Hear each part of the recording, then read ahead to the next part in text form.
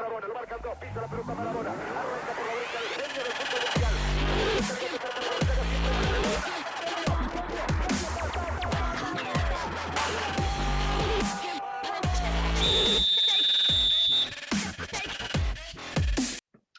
Olá a todos, bem-vindos a mais um Marketing do Futebol. Hoje com um programa especial dedicado ao momento que o mundo, e em particular o desporto, vive com esta guerra entre o que a Rússia despoltou. E para falar deste tema, mas relacionado com o desporto, com o povo, convidei José Milhazes, jornalista, historiador, tradutor, atualmente comentador na SIC e Antena 1 e Observador. José, muito obrigado por ter aceitado o convite e começo pelo início, por assim dizer. O José viveu 30 anos na União Soviética / Rússia e assistiu a um virar de página histórico, a um virar de página social, económico e até mesmo desportivo. Gostava que me falasse um pouco do que o povo russo sente em relação ao desporto.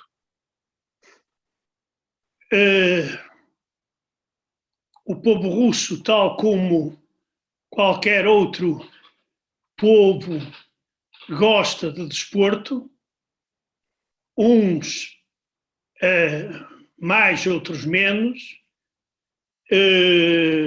Depende, claro, também das condições climatéricas, que isso influencia muito. Uhum. Como é que o povo russo vive o desporto, José? Nós, por exemplo, somos mais ligados, estava a falar também, depende do tipo de desporto, nós, por exemplo, somos muito ligados ao pós-jogo, neste caso em relação ao futebol. Depois somos menos adeptos de outros desportos. Mas o povo russo, como é que ele vê o desporto e como via na União Soviética e como viu o transformar até aos dias de hoje? Na União Soviética, o desporto fazia parte da política. Claro que havia o desporto desde a mais tenra idade no sistema de ensino, como existe também em qualquer outro país, e depois o profissional, que lá era considerado amador, mas que de amador não tinha nada, que era o de alta competição. E em que aí era preciso mostrar que o regime era o mais forte do mundo também no campo do desporto. Mas porque o desporto teve sempre uma grande ligação militar também, na União Soviética. Quer dizer,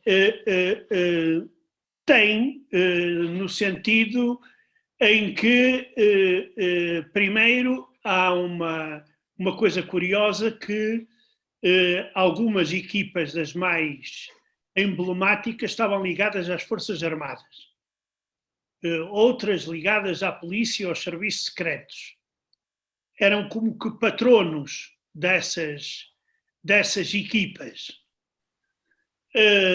E no sentido em que era dada uma grande importância à preparação militar, e preparação militar sem preparação desportiva não existe, é natural que isso fosse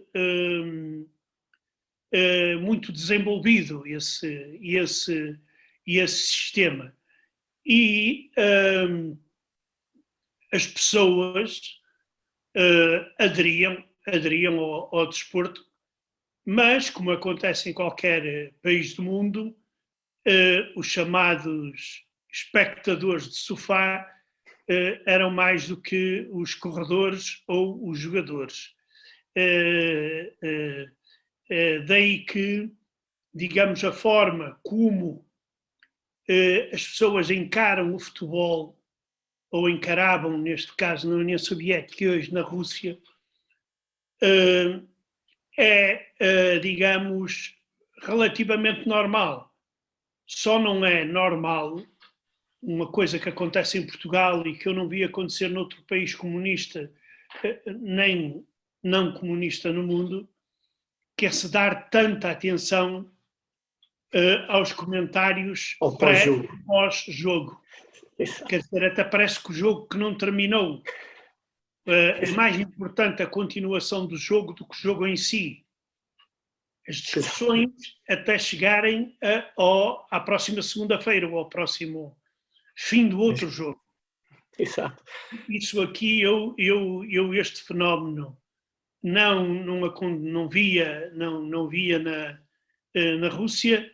As pessoas podiam trocar algumas palavras,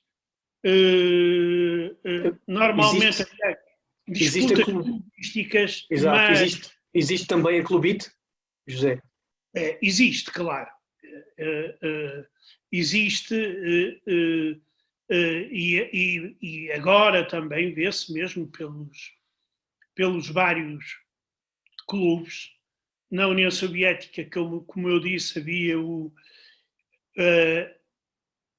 o TSKA, ou o CSKA, como se diz, como dizem em português. Exato. Estava ligado às Forças Armadas. Exato.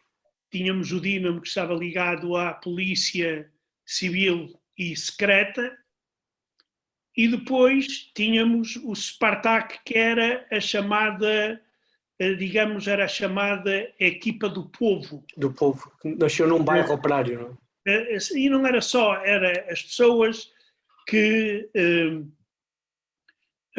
as pessoas simples, que não se viam naquelas estruturas, ou não se reviam naquelas estruturas do Estado, apoiavam o Spartak, ou sei lá, havia ainda outras equipas, naquela altura o Trud, que era dos sindicatos, e depois havia outras, algumas delas até foram muito importantes no futebol, por exemplo, soviético, que eram as chamadas equipas das repúblicas.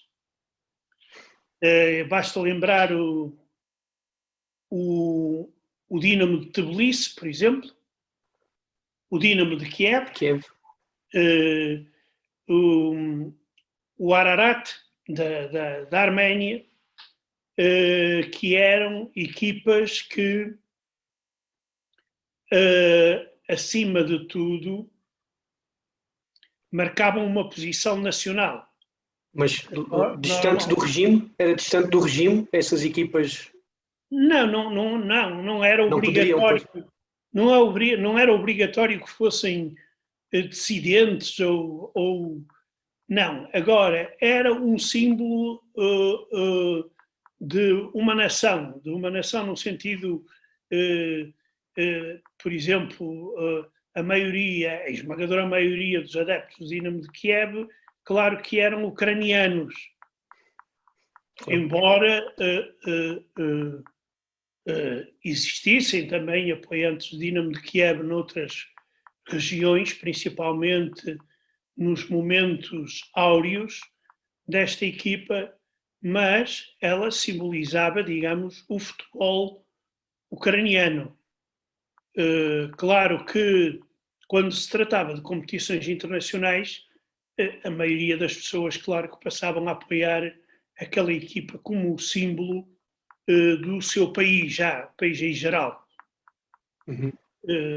Daí que existiam, digamos, equipas que caracterizavam, e ainda hoje, até certo ponto, caracterizam. O Spartak continua a ter aquele pendor popular, embora adulterado pelo dinheiro e pelos donos do clube. O Zenit de São Petersburgo, que... Para mim é relativamente, pelo menos que eu tenha conhecimento, há 25 anos atrás não me lembrava de ouvir falar-se do Zenit. O Zenit para mim é uma equipa, embora não o seja, para mim para o meu conhecimento é uma equipa recente. É uma equipa da Gazprom. Pois, da Gazprom. E era aí que eu daqui a pouco queria chegar, que era mesmo com esta envolvência. Começou-se a falar em vários desportos do doping, começa-se a falar do surgimento dos oligarcas russos no futebol europeu, como tínhamos o Sr. Abramovich no Chelsea, Dmitry Rubolovlev, dono do Mónaco e do Cercle de Bruges, Evgeny Merkel, do Vitesse, nos Países Baixos, Maxime Demin, no Bournemouth, da Inglaterra. Isso são tudo pessoas ligadas ao governo e com dinheiro. Mas sendo empresas que vinham do governo, que foram eles lá colocados pelo governo, haverá aqui algum interesse do presidente russo que eles estejam nestes países da Europa? Primeiro vamos ver, é que esse fenómeno da privatização das equipas foi um fenómeno que ocorreu inicialmente na Rússia. Os oligarcas, uns porque gostavam do futebol, outros pelos mais diferentes aspectos, investiam no futebol. Facilidades fiscais, transação de dinheiro menos, como é que eu ia dizer, dinheiro sujo, etc. Daí é que temos que aparecem clubes que foram comprados, pura e simplesmente, como é o caso do Spartak. O Zenit de Moscou, de São Petersburgo, é um exemplo muito claro de uma equipa que ela existia, mas era de divisões inferiores. Mas no momento em que a camarilha política dirigente começou a ser originária de São Petersburgo, e tendo também por trás um gigante que a Gazprom, claro que foram feitos investimentos brutais para transformar o Zenit numa grande equipa, o que foi conseguido. Essa tentativa, antes do Zenit, ainda existiu em relação ao Dinamo de Moscovo.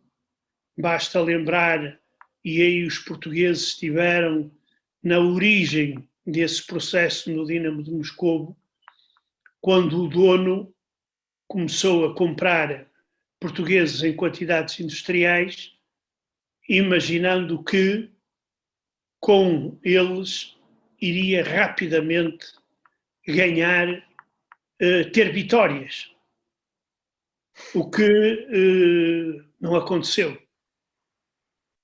Digamos que tinha que contar com o clima também, não só com... Não era só o clima, é também a parte psicológica da questão. Porque se nós formos a ver, já jogaram na Rússia jogadores muito bons e que se adaptaram e fizeram uma boa carreira. O caso do Dani, por exemplo. Sim. O Dani era um dos heróis do Zenit. Sim. E só o traumatismo grave que o afetou e o obrigou a abandonar a carreira é que o separou do Zenit. Ele era muito querido no Zenit. Outros, assim rapidamente, o Bruno Alves também. O Maniche. Não. Bem, o Maniche foi um desastre. E o Éder também. Sim, o Espírito Santo, o Costinha, o Hulk, por exemplo, também, jogadores que nós conhecemos, que não se habituaram por várias razões, não se adaptaram. E aqui não era o frio, porque o campeonato russo, a maior parte do campeonato russo digamos, passa-se em épocas do ano em que não é muito, muito frio. Claro que acontece. Claro.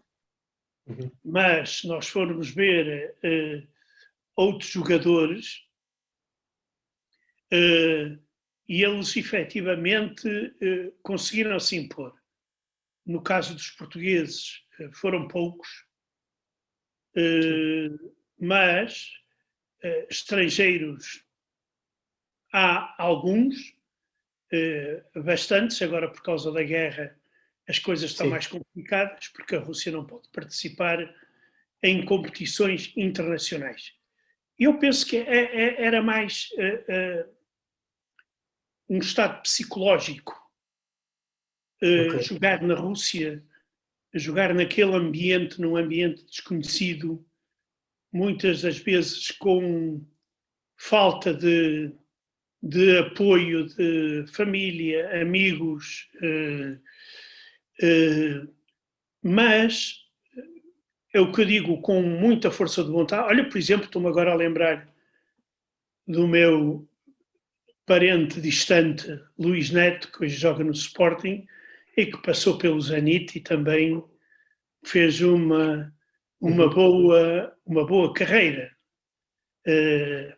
Daí que as coisas foram diferentes. Agora, as primeiras, digamos, carradas de estrangeiros, aí correu mal, porque aqui há uma coisa muito importante no que diz respeito ao futebol russo,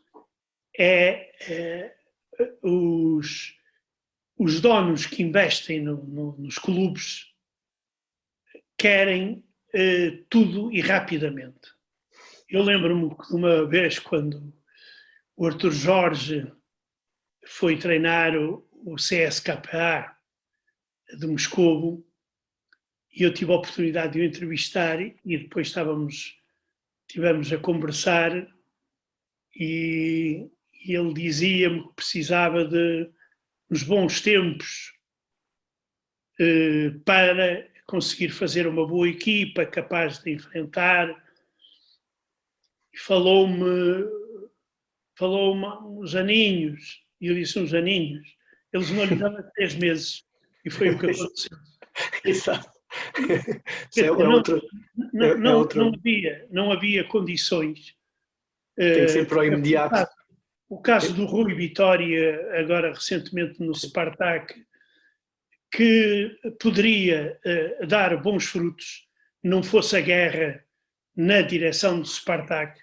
Sim. E os adeptos de Spartak até simpatizaram muito com o trabalho de Rui Vitória, mas também tem esse problema, que é o problema dos donos dos clubes terem intenções muito grandes ou desejos muito grandes, e disso dificulta mesmo a criação de equipas fortes, sólidas. Competitivas, exato. Exatamente. A não ser como é o caso, por exemplo, do Zenit, que tem sempre dinheiro a entrar. Pois, isso foi mais fácil fazer uma grande equipa na altura. E depois teve alguma continuidade, né, em termos de treinadores, do que, por exemplo, o Spartak, que muda de treinador várias vezes por ano. José, eles levaram-nos os jogadores portugueses, a nós, portugueses, e à Europa, trouxeram-nos para cá as empresas deles. Foi através dos clubes que compraram na Inglaterra, na França, na Bélgica, que nós nos conhecemos e que fazem chegar até a Gazprom, à UEFA, a patrocinar a Liga dos Campeões. A UEFA é uma das entidades, juntamente com a FIFA e com o Comitê Olímpico, de estarem a penalizar o desporto e os desportistas russos. Já têm sido tomadas algumas medidas. Acha que são suficientes, José? Ou terá que haver mais algumas medidas para que o povo se una ainda mais, para que o desporto russo, quem é que irá sofrer, neste caso irão sofrer são os atletas russos ou quem pratica desporto na Rússia. Mas será que será necessário haver mais alguma sanção por estas entidades, José? Olha, eu acho que já foram tomadas praticamente todas as sanções possíveis. Que é eles não poderem competir fora do país deles. Exatamente. Isso aí já é fortíssimo. Isso para um jogador de alta competição e Sim. para um atleta de qualquer desporto, não poder competir a nível internacional é, eu diria mesmo, mortal para a carreira. Claro que há exceções, há russos a jogarem em clubes estrangeiros, mas são poucos. Há jogadores de ténis que participam em alguns torneios, mas a esmagadora maioria está afastada e isso é, digamos, uma sanção muito grave. Quer dizer, se elas se justificam ou não, tendo em conta a força política do desporto, eu acho que elas se justificam. Claro. Porque ela Porque mexe sempre com o povo.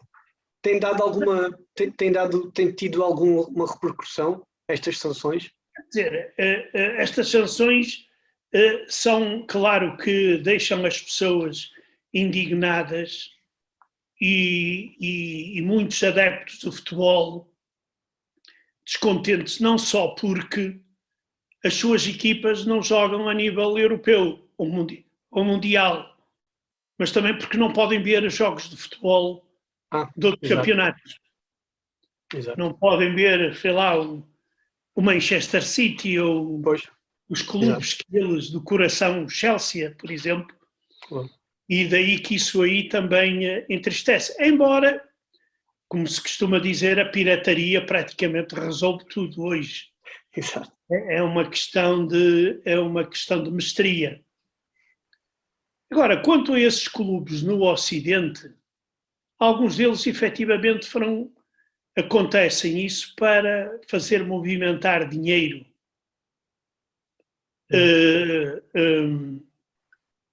Era uma altura em que a Europa escancarou as portas à entrada dos oligarcas russos, principalmente a Grã-Bretanha. Exato.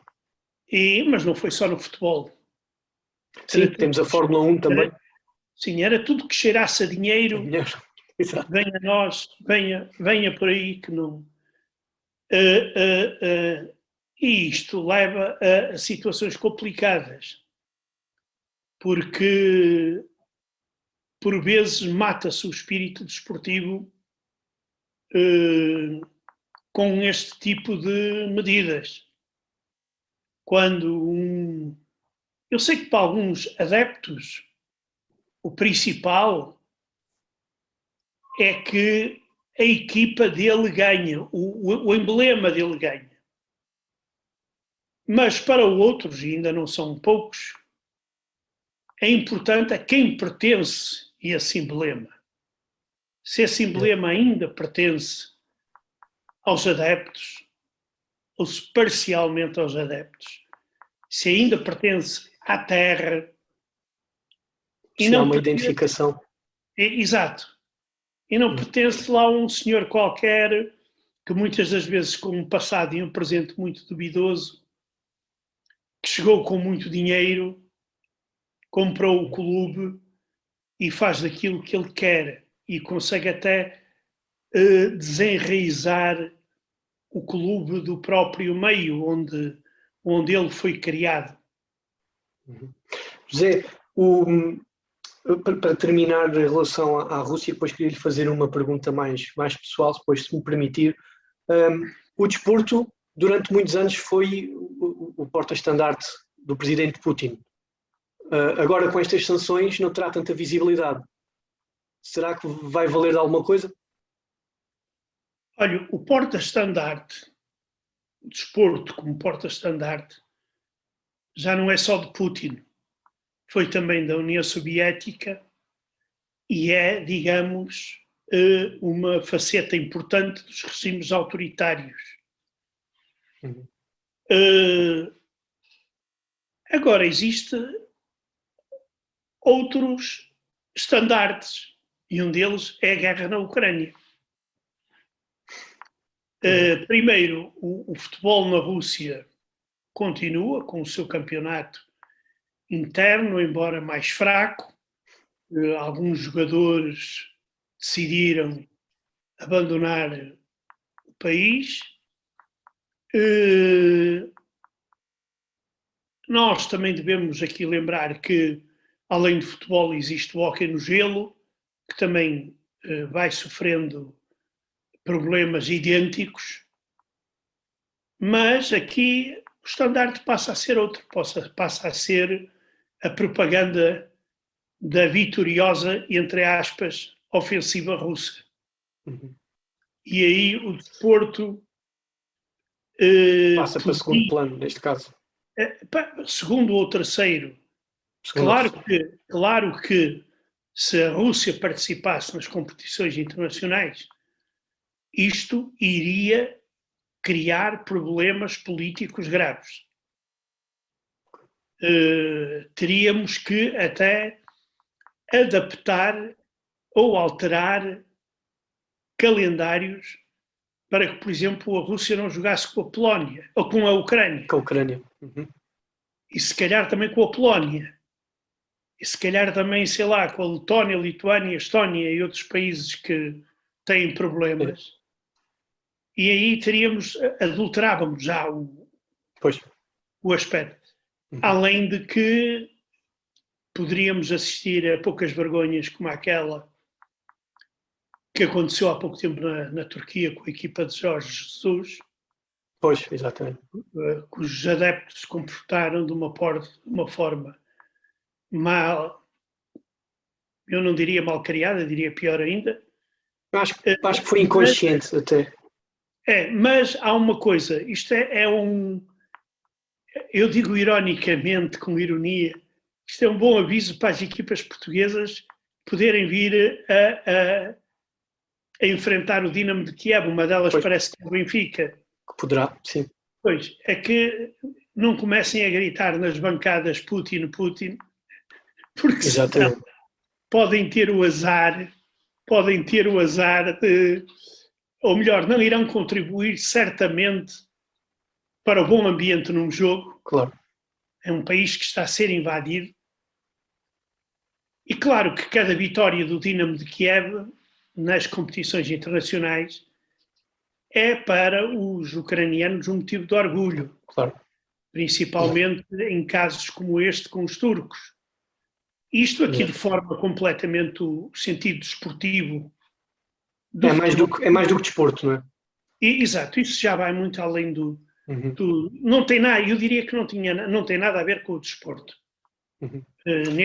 Neste caso. Agora, claro que se um encontro entre a seleção da Ucrânia e a seleção da Rússia, sei lá, de futebol ou de voleibol, contribuíssem para a paz, e eu aí votava com as duas mãos. Exatamente. José, uma pergunta pessoal. Se existir um jogo entre o Varzim Sport Clube e o Rio Ave, quem ganha? Ganha o Varzim. Adepto fervoroso do Varzim, José? Absolutamente. Desde a mais tenra idade e até hoje, aí não há dúvida nenhuma que é sempre o Varzim. Infelizmente, não estamos na melhor das situações, mas dias melhores virão, como se costuma dizer. Olha, José, eu para terminar, aconselho a quem nos está a seguir, para se quiserem conhecer um pouco melhor o povo russo, que podem ler A Mais Breve História da Rússia, dos Slavos a Putin. Eu tenho a sorte de ter o meu autografado pelo autor, foi uma prenda da minha esposa, e olha, é o que posso sugerir nesta edição especial do Marketing de Futebol, e agradecer a sua disponibilidade. Pedir-lhe desculpa publicamente pela minha insistência. Nada. Isto é só uma questão de agenda, mais nada. Exatamente. E pronto, e resta-me de despedir-me de todos. Quero agradecer, espero que tenham gostado deste programa com o nosso convidado especial, José Milhazes. Para todos será um até breve, um até sempre, mas não se esqueçam que o futebol não vive só da bola. Muito obrigado. Obrigado.